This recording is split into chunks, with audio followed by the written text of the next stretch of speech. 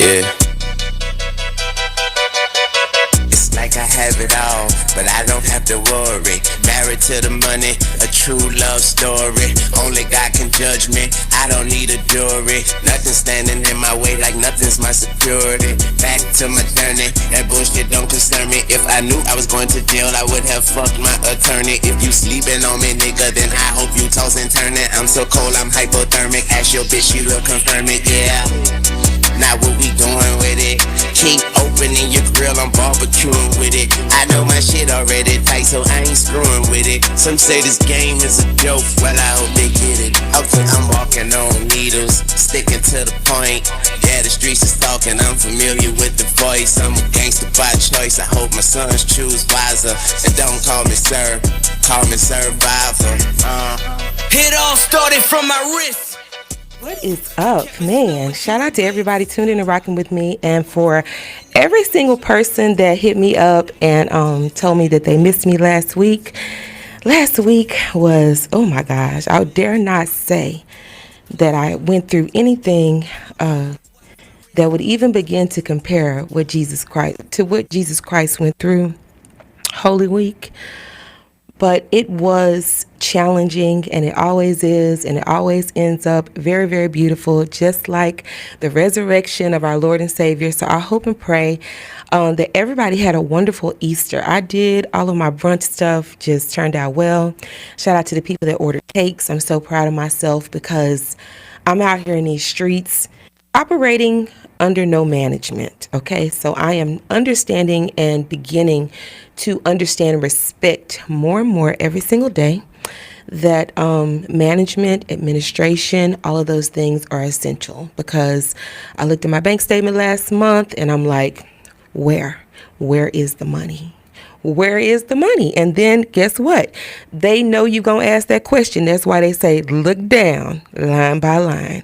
All them times when you say, I'm gonna treat myself today, it adds up. So I'm grateful to God that I do have a statement that shows a portion of what I made, and I need to learn how to manage it better. But again, thank you so much to everybody who has rocked with me, encouraging me on Instagram. Shout out to my homies over there, to all of the people that rock with me continuously. I certainly appreciate you. If you would like to be one of those people rocking with me, having a good time like we do, you can meet me over on my Instagram page at Miss Mecca's Take, right? Just the same thing that's going to be on the title of this video.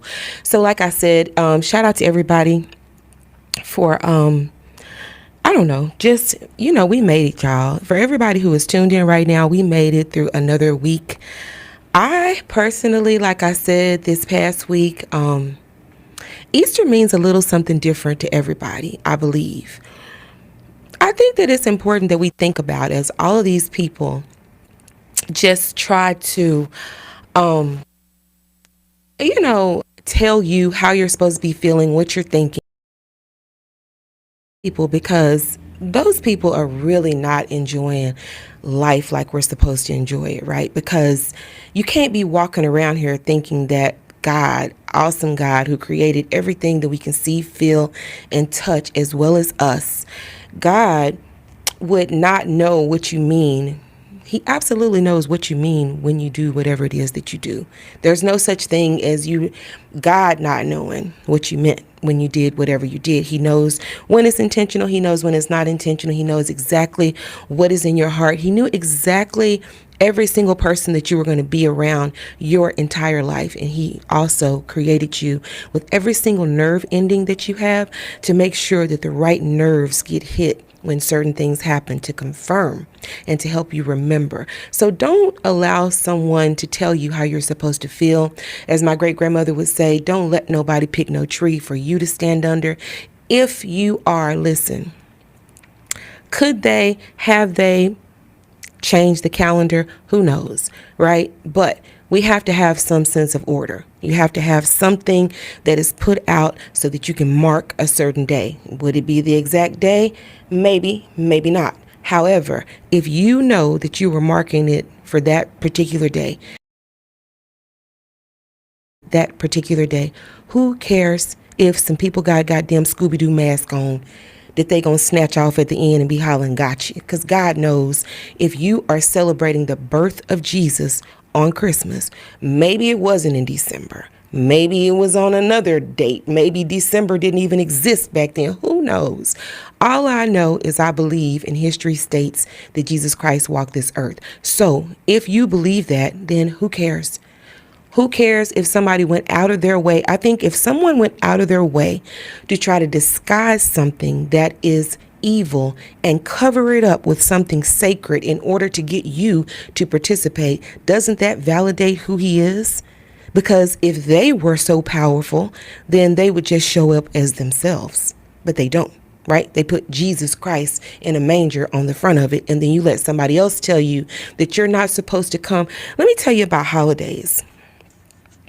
Holidays are when we used to, and I pray that we get back to, celebrating the opportunity to relax. Everybody's off work at the same time, and we get an opportunity to have some good food and some good fellowship, and you get to see your cousins you haven't seen, and y'all get to hang out, and all of those things. That's what it's all about. Everybody has seemed to kind of turn it into something else, and that's where I think that people get lost in it, because there were celebrations. You are supposed to celebrate. The very first miracle that Jesus performed was at a wedding where people were drinking and they ran out of wine. So with that being said, it was intentional for us to celebrate, to have time of rest, to have rejuvenation, family, all of those things, and to be familiar with your people. You'd be surprised at how many of these kids and different people, for a couple of different reasons. One reason, people are not getting together anymore. The other reason is when people do get together, they don't know how to act. It's like when Big Mama and them passed away, everybody lost their damn mind about how to be respectful, and everybody became so passive and permissive and anything goes. And so my prayer, and what I try my very best to do with my family, is I can't go back and get all of those people that feel like that they're supposed to be around me on a holiday. I can't make them come together, but I can continue to create something for my family, to make sure that my crew know that they have somewhere to go. And if other people want to participate, they can participate. I'm not begging anybody anymore to participate. And I'm also, one thing that's really been beautiful about my business, Campbell Party Services started with me just taking and duplicating something that I really had given for free a lot of times, and then people were willing to have me come back and make it for them again. Or somebody asked me, can you do this? And I'm always like, and God is like, say yes. We're gonna get this done. And then it end up turning out better than I thought. But over time, I've gotten to the point to where, thankfully, my clients have recognized things about me that I didn't even recognize about myself. And so with that being said, it was like, a lot of times people will I'll get to someone's home and they'll say, hey, can you come and help me out with this party? It's not anything specific about like what they're going to have me to do. It could be a plethora of things, and I'm always learning, and it's always beautiful. So I just thank God for that. But sometimes I'll get there and they'll say, the door's open, and if you could just do your thing. And I go in there and it's like bags of groceries on the counter. So, use these platters and put it out there. And so I'm grateful, for that. And one thing that I have also learned in doing that is that it doesn't take as much as we think that it takes. I love the fact that a lot of my clients will go and get their own groceries, because sometimes, they have like gourmet stores or things they've had shipped in, special things they want to serve at their party. So I take those things and I just make it look pretty. But what I've learned is, and this has been working for me a lot, you don't need a lot. Like the very first time somebody did that, I was like, is this all the strawberries you're going to serve? Is this all the grapes? And I'll put it out there, put it in little bowls, set it up, and people will graze, and you'd be surprised. People have their fill. Speaking of Jesus turning the water into wine, it's almost like when you don't go overboard and you just put something out there nice, it almost seems like it just grows and meets the crowd.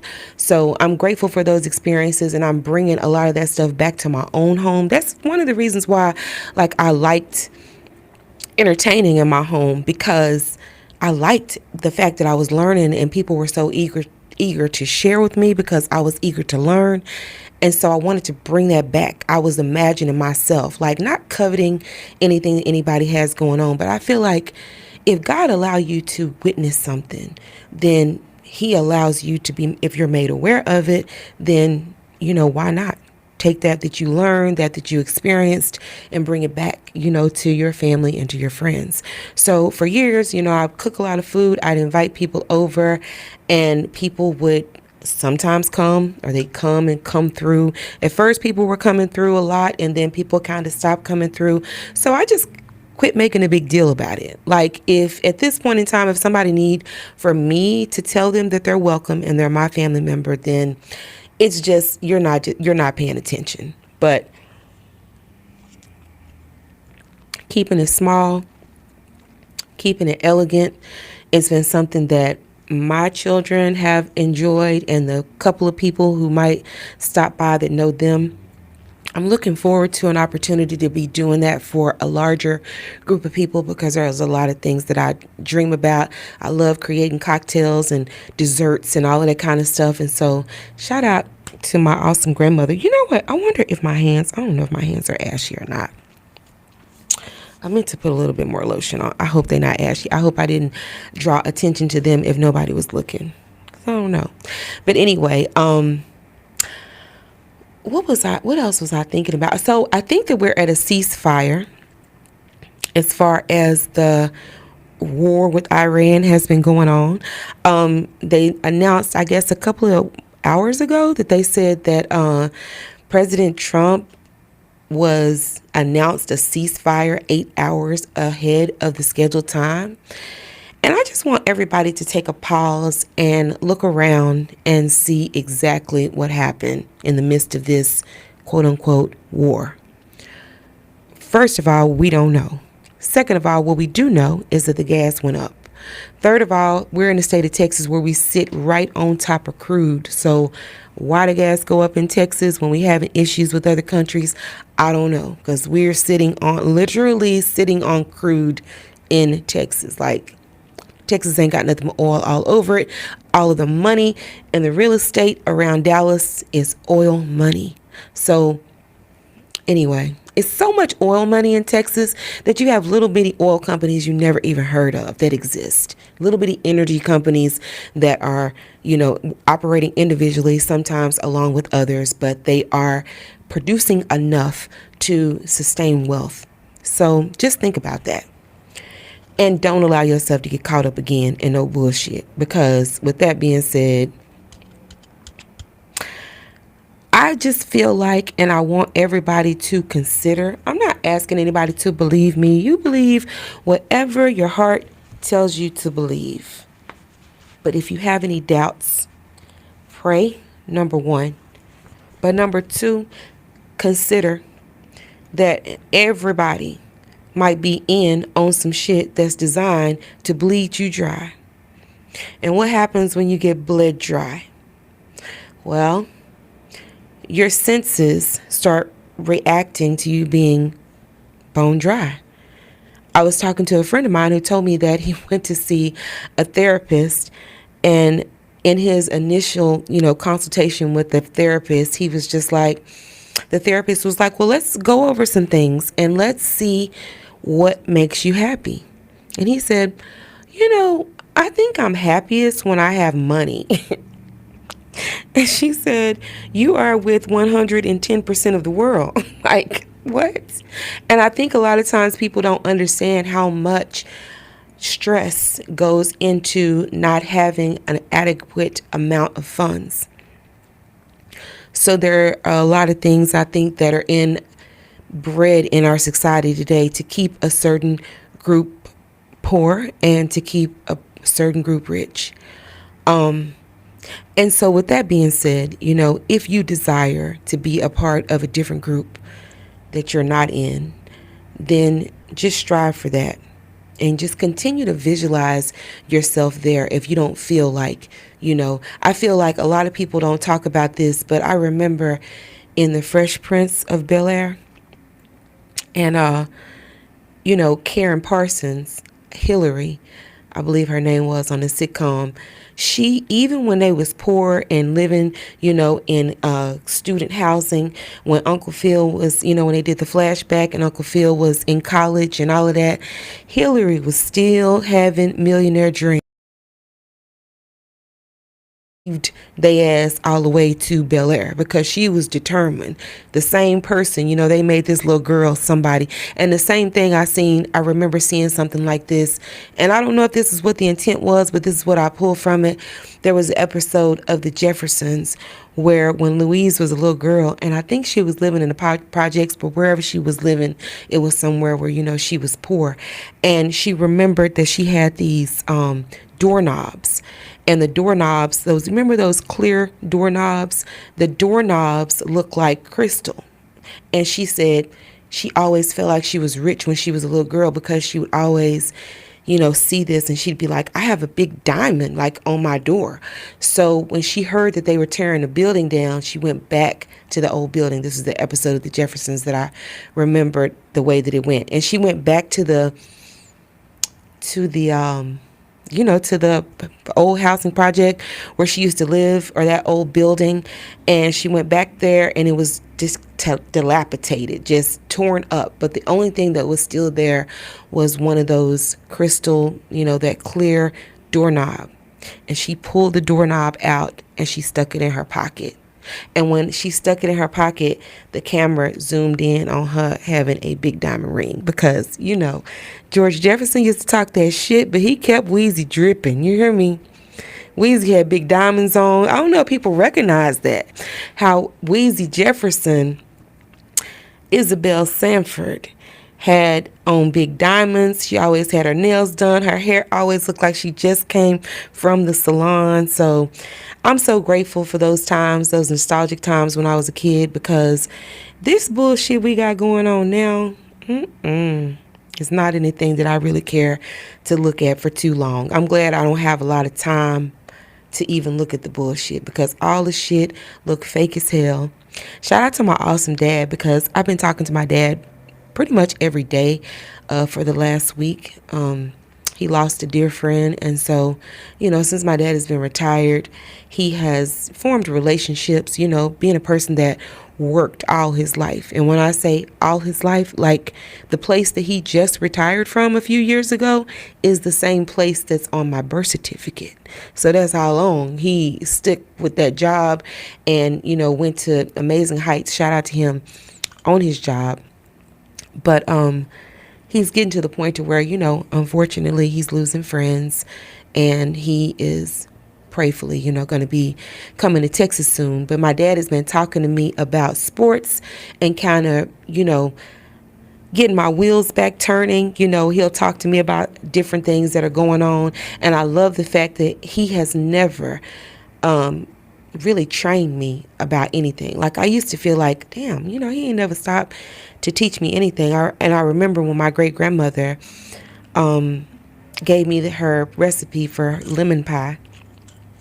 And when she gave me that recipe, I remember thinking to myself, I wrote it down, and as I was writing it down, I was thinking she was going to tell me, well, you do this and you do this, but she never did that. And at first, I'm not going to lie, I was like, I think Fat Fiend kind of being a little shady because rest in peace, my awesome great grandmother. I'm like, why are you not giving me the directions? At least tell me the temperature that it's supposed to cook. And I will never forget, she said, cook slow. I'm like, what the hell? Google and everything wasn't as popular back then. So I'm like, what she mean cook slow? And I realized that cook slow, at one time was a term that meant cook at 325. That's what they consider cooking slow. So, my dad, like, he just jumped right into the pool of talking to me about sports, and it was so beautiful. I was only a little bit embarrassed because without him and his voice in my ear to talk to me about it, I really honestly had to start fading off, not because I wasn't interested, only because my mind was like analytically just dissecting it all. And I'm so grateful that Lil Wayne, shout out to Lil Wayne for the borrowed bars too, because I really shout out to Patron BA. The song that I came in on, it was like a mashup of Lil Wayne and Pusha T on this Imagine That on YouTube. So Patron BA, the DJ, has always had some awesome Lil Wayne and Future mashups. If you haven't ever checked him out and you love like some down south, that southern drawl over a nice beat, shout out to Patron BA.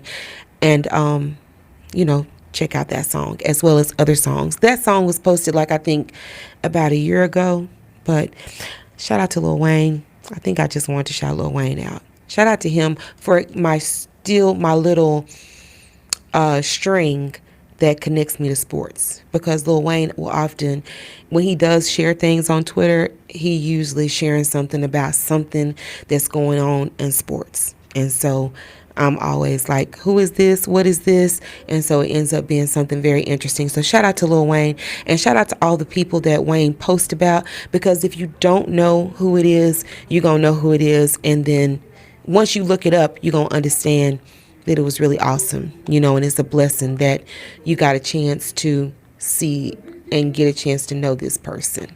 Just some awesome people that have done some things that we might hear about, but we don't always know who this person is. So shout out to Lil Wayne for that. And because Lil Wayne is still watching sports, that's the only thing that's having me hold on to it like it's real.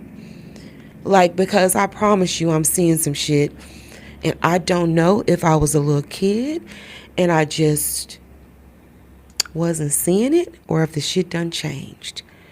But it just don't seem the same anymore. So I'm grateful. Like I said, my dad is still very interested in it. I respect him, and I believe that he is very intelligent.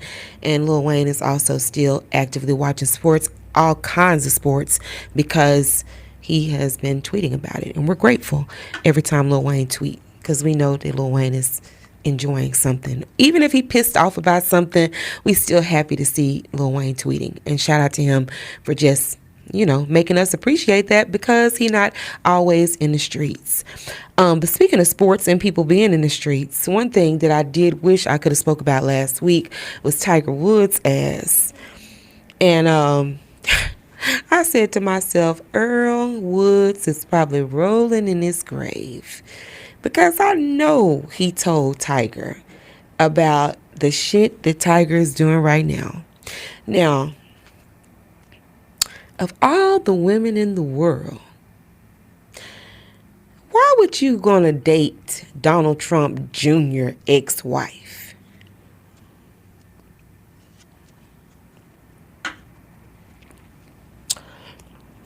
And we know she wasn't shit before then, because she ain't even told us what her name used to be. She's still running around here, Vanessa Trump. Now, there was some talk that she had kind of degraded him and kind of put down Tiger a little bit right before the accident. However, she came out, I think it was like a day or so, and they said, well, Vanessa Trump has reaffirmed her love for Tiger, because she posted him, I guess, on her Instagram story and was like, my baby or my love or some bullshit. But anyway, so they say that Tiger Woods was out there at the golf tournament. Now, at the beginning of all of this tournament that was coming up, there were some rumors in the air that Tiger Woods was going to play. Then Donald Trump said some slick shit, okay? And nobody really didn't catch this, but I caught it. Donald Trump said, now, we at war. We at war with Iran. But, and all kinds of other bullshit going on, and we don't know what the hell it is. But Donald Trump, shout out to him for doing this shit exactly how he wanted to do it, because he made an announcement how he was even required to, or I don't know if required is the right word. Obligated? No, I don't know. Why? With a big question mark, like with President Donald Trump tweet or put out a statement that said, Tiger Woods will not be playing in this, I guess it was the Masters, or it was some, big golf tournament. It had to be the Masters, because I think I just saw some footage about Scotty Scheffler, who's also a Dallas, Texas resident, who I guess he's won the Masters like 2 or 3 times. I actually know a man that knows him personally. Really awesome story that he tells about, Scotty Scheffler living right here in Dallas. So he's the man now in Texas, or in golf, period, in the Professional Golf Association. And he's a Dallas native. He lived here in Dallas. He now has a family. I'm not sure if they still live here, but shout out to Dallas, Texas. But Tiger Woods, I will never forget when he won the Masters and they were all out there. Somebody made a comment, is Tiger Woods going to serve fried chicken and greens at the Masters dinner or some bullshit like that. Like, I never understood, and I always felt like that when Tiger went and got whoever the woman was, I think she was like somebody's nanny or something, but I think she was from Sweden. But, she made a big scene and took a golf club and bust his windows out and all of that shit. Like, a bitch from Sweden can't even really speak the English language, busting windows out in the United States of America. So with that being said, it doesn't matter who you are or what race you are. It's ignorance and greed in every shade, color, size, weight, height, and all the other shit you can think about that describes an individual. But so now Tiger Woods is dating Vanessa Trump, who used to be married to Donald Trump Jr. So Donald Trump made a statement before the tournament, and the day of, or either before, it was within 24 hours. It had to be, because I don't even really be paying attention, and the shit just hit me like, damn, that was really, really close. So Tiger Woods, Donald Trump says in a statement, Tiger Woods will not be, some shit about Tiger Woods will not be playing in this tournament. If he's there, or he will be there, but he'll be in the stands. He won't be on the greens up there hitting balls in this tournament. So Donald Trump said that, and I'm like, wow, Tiger gonna be in the stands or whatever he said. I can pull it up anyway. So then the day after that, Tiger Woods is out there where this tournament is going to be. I believe it was in West Palm Beach. And he flips his damn car over. And then they find that his blood alcohol level says he was intoxicated. This is what the news said, not me. And then they said they also found pills in Tiger's pocket. And he was in a hospital, and allegedly Vanessa Trump, that's her baby, or whatever the case may be. Like, are you crazy? What, Tiger Woods, you brought, the very, outside of like hockey, hockey and polo, and those things in the professional sports arena, Black people, and now people from other countries, Hispanic people, you have a lot of people that are dominating a lot of the sports. So you got one sport, the number one, in my opinion, because that's the one that people watch. Like, is hockey going on? Yeah, I was on the train the other night, and there were a lot of people that were coming from the Dallas Stars game. So I was tripping, because I was like, wow, I'm right here in Dallas, Texas, and I don't know anybody that watch the Stars. If they do watch it, they don't talk to me about it. But I'm like, damn, all of these people been to the Stars game. I ain't even know the Stars game was going on in my city. So that just goes to show you, there can be a big crowd of people supporting something, and it don't even have to be the crowd of people that you're looking for. It don't have to even be everybody for something to be successful, because here I am in Dallas and literally had just come from downtown Dallas, and the only reason why I knew the Dallas Stars were playing, and even that this is hockey season, is because all them people had them jerseys on. So I felt like they had to be at the game. But they had to have all just come from the game. So let me see what I was going to look at right quick.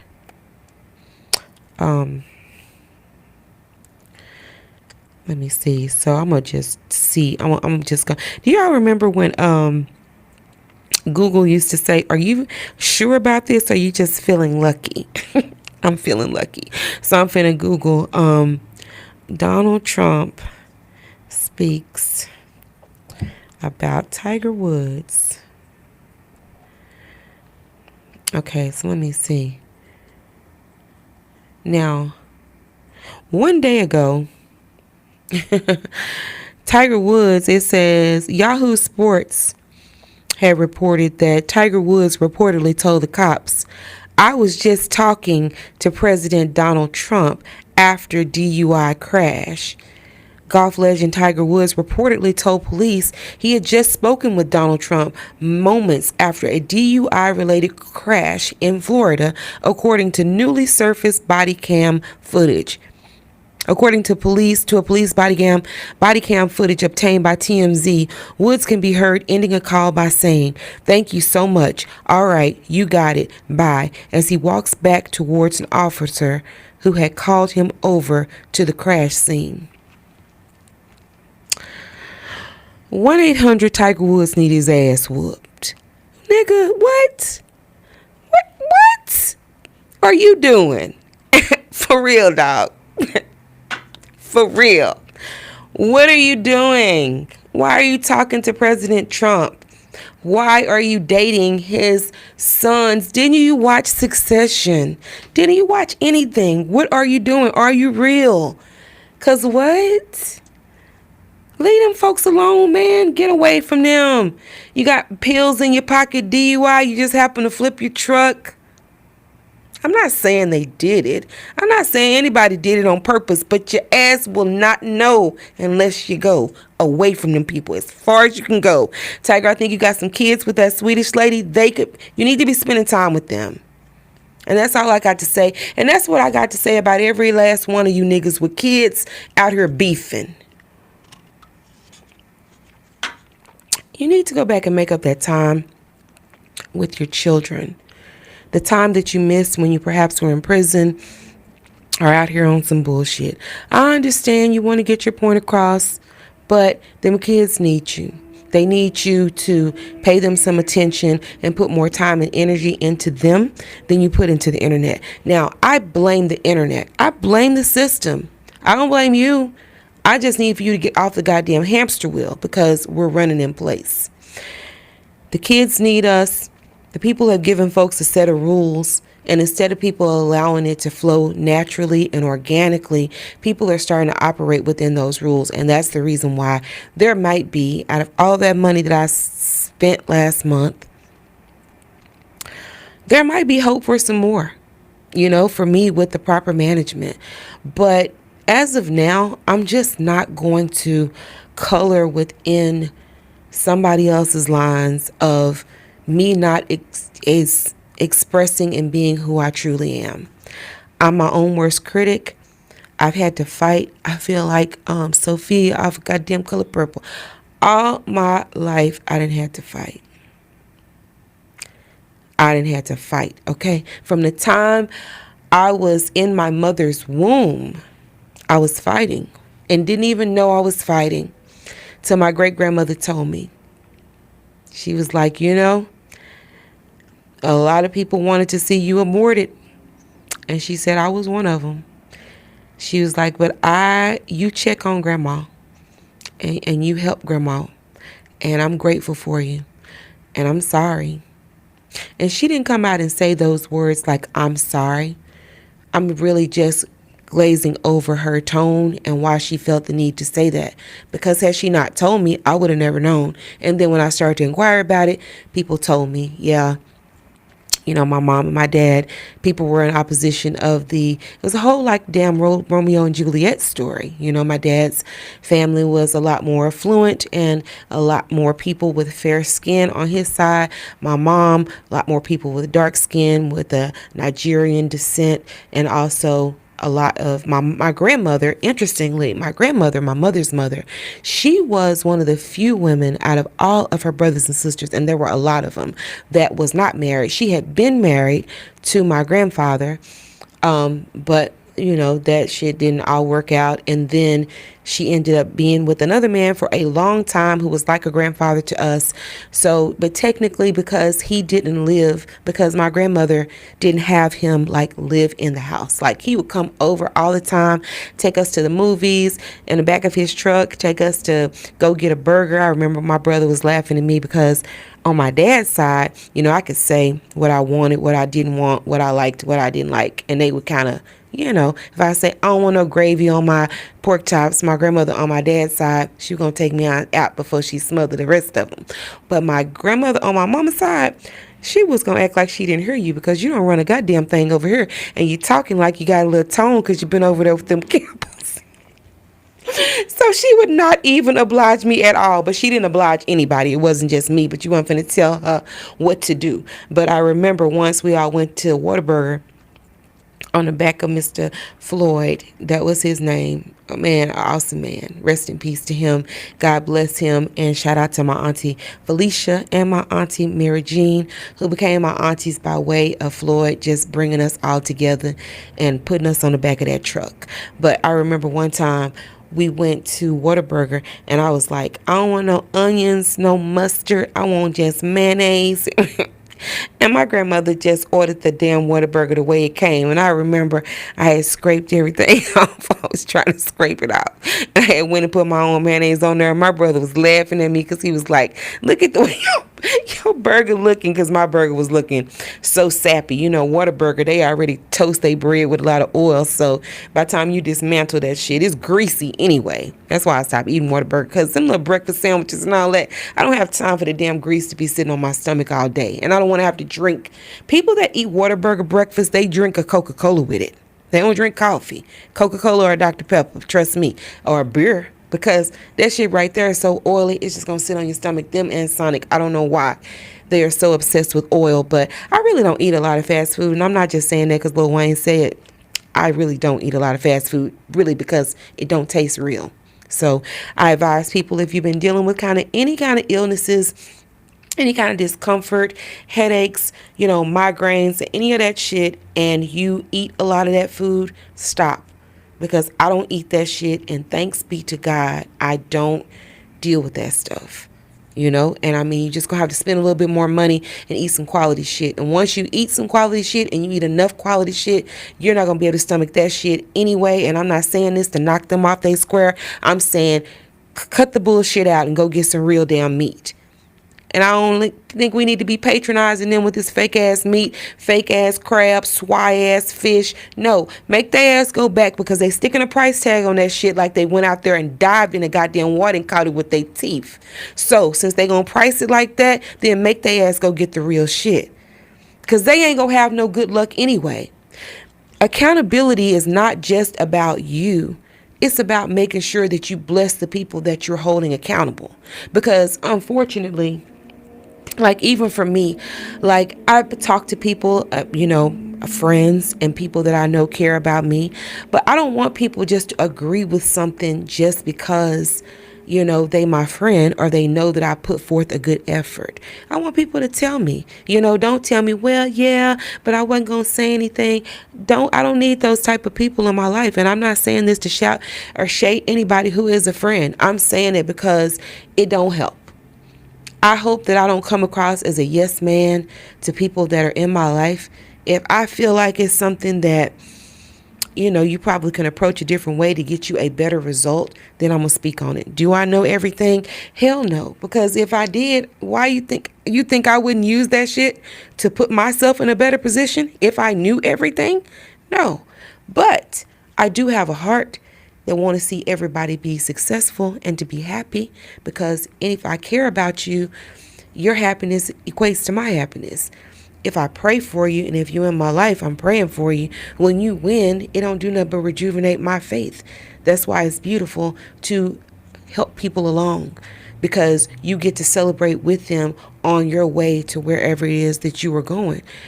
You get to celebrate and sow a seed.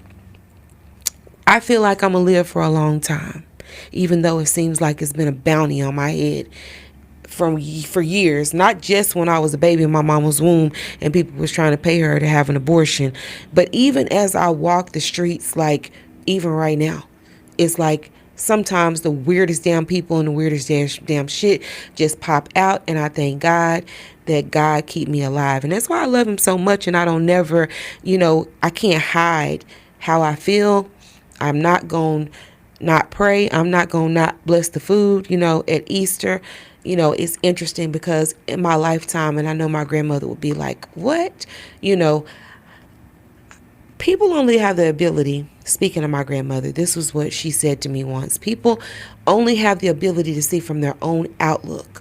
They don't see it how you see it. They only see it how they see it. They don't see what you would do. They only know what they would do had they been put in the position. So with that being said, you can't put a lot of stock into how other people may conduct themselves around you and their opinion of what you do. You have to know that when you go home and you take a shower after you have done anything, and I'm talking about that's going to a job, going to a restaurant, being with a significant other, anything that you decide to invest your time, your energy into that you can't get back, you need to have a good feeling afterwards. If you don't have a good feeling afterwards, then you need to understand it's also not being honored by God, who has the ability to feel everything that you feel. And you not speaking up for yourself and making sure that no matter what anybody else says or how anybody else feel about it, you speak up about the shit that's been laid on your heart, then what you're going to be viewed as someone who is not ready to move forward. Because if you don't know how to manage the stuff at the level where you are, you ain't going to do nothing but fuck up something for yourself and for anybody else that may be connected to whatever it is that you do if you are put forward. Because the higher you get, the more people that you become responsible for, not just financially or even emotionally, just because the aura of success carries its own weight and responsibilities. People are going to hold you accountable regardless to whether you want them to or not. Motherfuckers be chasing people down the street and folks be running from the cameras, but they'll still tell you that you the reason why somebody copied some shit that you did. So with that being said, make sure you're making the right moves. You taking the right initiatives, in your own life. Management is important because without management, you will find yourself putting too much into the wrong places. Like you got to be able to measure out what you need to invest here, what you need to invest there. It's rough because I was watching this movie, Vampire in Brooklyn, with Eddie Murphy and Kadeem Hardison. And it was interesting because, of course, I don't know why, but I don't know if it's maybe because I know it's because I like this type of stuff. But they showed that Kadeem Hardison, that scene that just for some reason it just moved me every single time with him and Whitley when Whitley is getting ready to marry the other guy on a different world, and Dwayne Wayne running there and he like, I love you, I love you, and so he's like, will you be my wife? And so she was like, I'm sorry, Byron. She ran and got with him. And so with that being said, it was interesting for me to see, Kadeem Hardison looking the way that he was looking in Vampire in Brooklyn. But I was trying to figure out, like, Eddie Murphy, who played the vampire, he turned Kadeem Hardison into what they called a ghoul. And so when he turned him into a ghoul, Kadeem Hardison was having, like, first he had an ear fall off, then he had a hand fall off. His skin was getting blotchy and all of this stuff. And I'm thinking to myself, why wouldn't Eddie Murphy, I think he was called Maximilian or something like that. Like, why wouldn't he just have, especially since he had, I forgot what Kadeem Hardison's character's name, but he was the ghoul, like the right hand man, and he could be outside in the daylight, but he was like half alive, half dead, or whatever. That's why he was falling apart. And I'm thinking to myself, why wouldn't Eddie Murphy or Maximilian just make him like him? And then I thought to myself, because Maximilian needs to be him. And I think that was just, to me, like a simile of how difficult that it will be sometimes for people to be around other people, that they see something special about them. So, with that being said, sometimes people try to stomp that out. They try to hide it or try to make it seem like because you don't see things that other people see. We are our own worst critic, but other people see who you are long before you see it. So you're just going through the motions. You're just running around. I look at little kids. When I look at little kids playing, I see that even they desire, acceptance. My dad was sharing a story with me about when I was a little girl and he was riding around and I was standing up in the seat of his car. And he said something happened where he had to hit the brakes. And he was like, "Oh man, you were standing up in the seat. You flew all up in the dashboard and hit the window." He was like, "I just felt so bad." He was like, "Cause it was just horrible, the way you just were thrusted up against that glass." And I was tripping because I was like, "Damn, I don't remember that. Like, I don't remember any part of it." But I wonder how many things that we carry, like from our childhood, that subconsciously we don't even realize that we are carrying, because it's not necessarily about what's right in front of you, which is always your first defense. But that's the low-hanging fruit. The major shit is the shit that you can't see, right? The fact that it's not necessarily the people. They don't understand a lot of times what they're doing or what they're not doing. They're just doing what they feel like they need to do to get to that feeling that I said that you have to maintain and you have to control for yourself, which is how you feel after you do anything. I remember being in a relationship and this guy hit me in the face.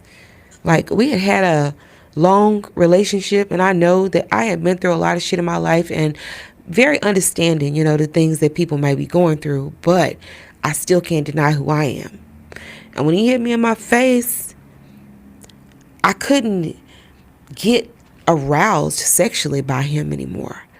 Like, because I'm like, why'd you hit me in my face? Like, if I had been like fucking off, you know what I'm saying? Or I did some whack ass shit that I wasn't supposed to do. Like, people know when they do whack. I'm not saying anybody got any right to put their hands on nobody. I'm not saying that. But there are certain things. I think that everybody was glad in A Family That Prays when Sanaa Lathan got the shit slapped out of her. Like, everybody was like, he needs to slap this bitch because she losing her goddamn mind. You'll never be a quite right. All of that, bitch, please. Anyway, that wasn't the case, right? This man just, for whatever reason, just demonic shit. That's out here in the air. Like, it's really out here in the air. And so with that being said, it still affected me internally, where I could not find myself feeling romantic. And I'll never forget, it got so bad to where we went down to visit his family in Louisiana. And he had an auntie that was one of the cool aunties, She was in the church, but she still cussed and drank. But we went over her house and she could cook her ass off. Shout out to her. We would go over her house. And I remember he even told her, that I wouldn't sleep with him anymore. It's like, she don't be wanting to. And it was just, people sitting around drinking and talking, country folks. And she was like, "Girl, you can't sit up there and not be having sex. You got to get you a good cleaning out." I'd never forget that she said that. And I was like, I won't be getting the cleaning down because I can't get with it. And it got to the point to where we eventually, just kind of went our separate ways gracefully, because you hit me in my face, it made me feel a certain type of way. So I feel like God, knowing the way that we take, is not going to necessarily be him putting or not putting too much on us than we can bear. I think God, knowing the way that we take, is also knowing how he built you piece by piece, thread by thread, strand by strand of hair. He built us. And like I said, every single nerve ending, he allowed you to feel it for a reason. So pay attention to it and respect it, because it demands your respect, and it's not going to do anything else, move in any type of positive way, if you don't treat it with the proper respect. So we're getting close to the end of my time. But I truly appreciate everybody who has rocked with me and everybody who hung out with me today. I'm very, very grateful. Shout out to the people, like I said, that shared, and for all the people that just stay in touch with me. What else was I going to talk about today before I get out of here? The weather has been crazy, going back and forth. Make sure you pay attention, especially if you're in Dallas, Texas, to the forecast every day so you don't get caught out there without a jacket. Because I seen some people at the train station the other day, and I guess they didn't expect for it to get cold like it did, which really don't make sense for this time of year. But everything is just kind of seeming out of whack, and I don't believe that's meaning that we in the end days. I believe we've been in the end days ever since the last days. Like, all days are the end days because you can't get back yesterday. But for all the people that's ready for the world to end, maybe your damn world is finna end. I'm not ready for the world to end. I still got some other shit I want to do. So quit saying that shit. Like, if you want to go, then just go to sleep until Jesus come. I don't know what to tell you, but quit hollering that the world is over and we in the last days because people doing the same shit. It's just the same soup warmed over. That's the beauty in it all. For those people that want to say that the Bible was written for whatever reason people say that it's written, how do you explain that it was written all them many years ago? Like, I looked at something that I wrote down in my Bible today, and it was literally in 2006. I wrote this down, and I was like, you know what, God, that's literally been 20 years. That means 20 years ago, I was in this same book, trusting you, underlining stuff, and I'm so grateful that 20 years have passed and I still trust God, irregardless to what has happened, irregardless to what it looked like. I still trust him. So I'm grateful for that. 9:09 on the clock.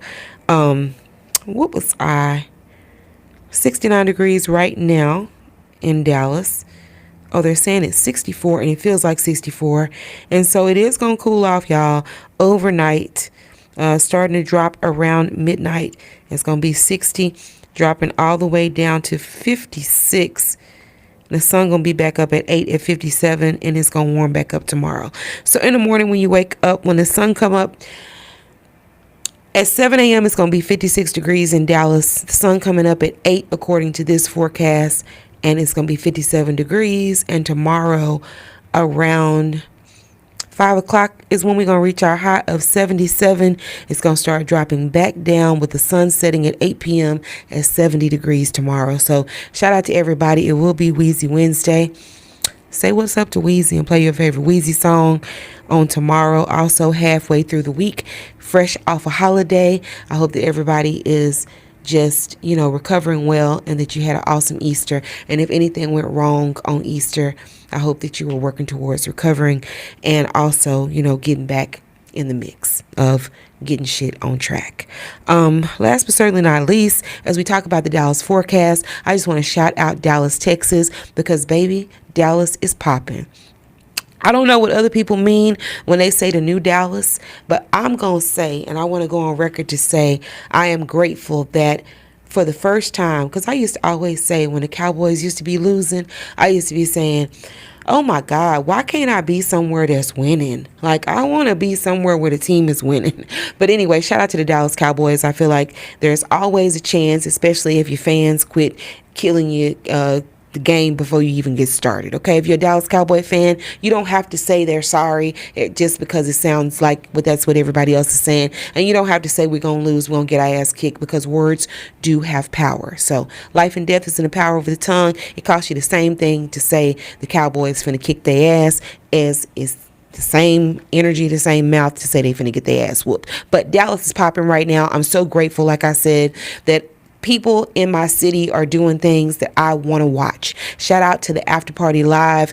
I love everything to be coming through here. Shout out to all the people all around us. Like, Dallas is literally where everybody is and where they want to be. All of these people, Terrence Gangster Williams, Jaguar Wright, all of these people done came to Dallas. We got a lot of people, a lot of popular people. Shout out to all of them that are doing so many things that I literally follow and see a lot of Dallas people in my timeline, in my YouTube. Shout out to Sko and Real Life Street Stars and Sean Cotton and just all the people that's doing shit right here in Dallas, Texas. So shout out to Dallas with your beautiful self, and for all the people, Most Wanted Duke, shout out to him, that guy. If you from Dallas, like, Dallas got some amazing things, and probably 3 or 4 people that I haven't even named, but shout out to y'all. Shout out to Dallas, y'all. The water is warm if you happen to be in the Dallas-Fort Worth Metroplex.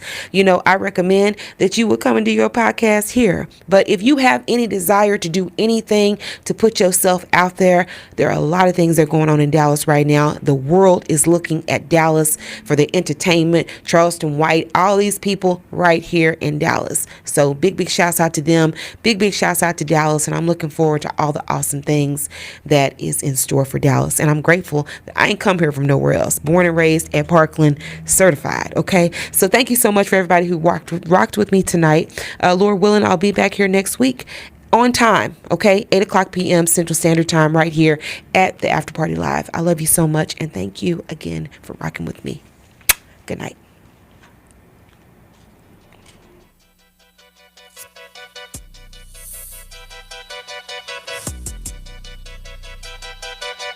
Yeah. It's like I have it all, but I don't have to worry. Married to the I don't need a jewelry, nothing stand. All right. That was good.